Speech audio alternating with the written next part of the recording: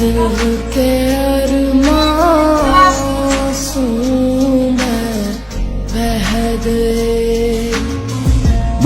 না, রাইতের 2টা বাজে গেছে গা। আপনার মেয়েতে এখন আমার কোনো নাম গন্ধ নেই। আপনার মেয়ে কাছে বাসায় ফিরবো না।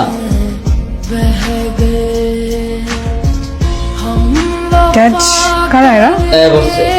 কারা এটা পরে কইতেছি। আর আগে কও, এত রাইতের বেলা বাসায় ফিরছো, কই আছিলা?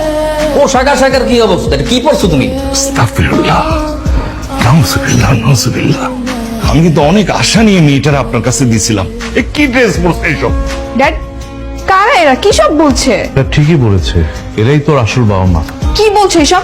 আরে দূর ছাতা, আমি বুঝাই কইতেছি। তারপর ড্যাডি মামি কইতেছো না, এটা 20 বছর আগে তোমার দত্তক করেছিল তোমার আসল বাবা মাতে। ওনারা কি সত্যি বলতেছে? যা বলার আমি বলতেছি, উনার বলার মতো তার ভাষা নাই। ভাবছিলাম উনার কাছে মেয়েটা দিলে এটা ভালো থাকবে, শিক্ষা দীক্ষা পাবে, সভ্যতা শিখবে। কিন্তু কি সর্বনাশ করেছে মেয়েটার। কি অবস্থা করতেছে, রাত 2টা বাজে বাসায় ফিরে।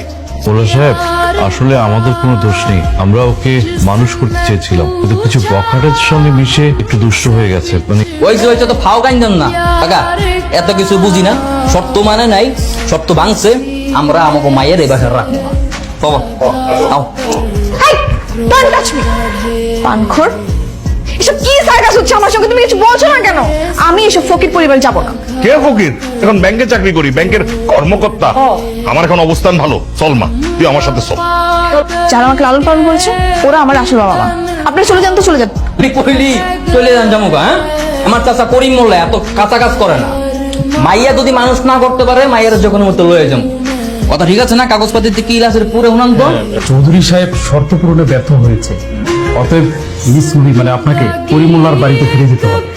বাহ, বাহ, বাহ। না না বাহ, আমাদের 20 বছরের জেল খাটার দরকার নেই। আপনারা বরং আপনাদের মেয়েকে নিয়ে যান। জামা, মন খারাপ করিস না। আরে নিয়ান তো আমি যাইলাম। চলো, আসো, চলো। চলো চলো ভাই চলো। মা ভালো থাকিস।